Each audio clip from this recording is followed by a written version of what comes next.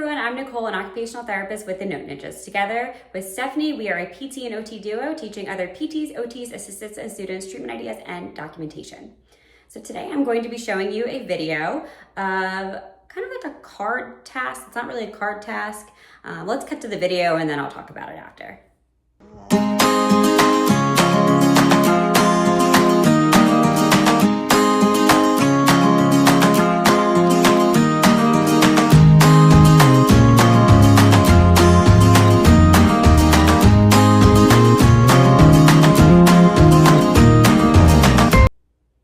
Okay, so in the video, I'm sitting and there's a TheraBand or a resistance band wrapped around my leg and I have inserted cards. So it's not really a card activity, but it's an engaging way to work on that lower body strengthening and range of motion for dressing and the coordination.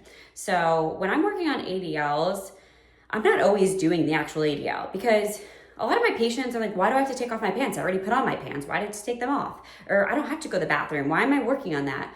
You know, you're going to see that on your sessions unless you're catching them first thing in the morning. But realistically, we can't see all of our patients at the same time and we can't really get to them.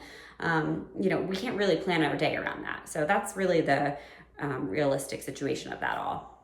So what I'm doing outside of those ADLs is working on the skills through creative treatment ideas and interventions that are still targeting all the skills that you need to perform the ADL. So for lower body dressing, for example, there's a lot of skills that go into it. You're gonna need coordination, hip flexion, knee flexion, extension.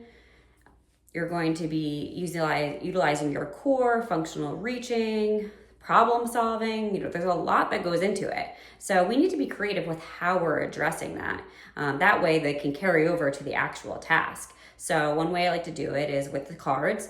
You're gonna have them, as you could see in the video, I was reaching down, collecting the cards. That way I'm working on that trunk mobility, hip mobility, kind of all that coordination that goes into the lower body dressing. So of course it's not the actual task, but that's okay. We're still targeting the skills that that patient needs and we're making it personalized because maybe that patient, that's what they had trouble with most. Maybe it is that trunk mobility or the weak hip flexors or other deficits like that the patient is working on. So when you're documenting those type of activities, you just want to make sure that you are tying it to that functional goal. That way the insurer is like, why are they doing this silly task?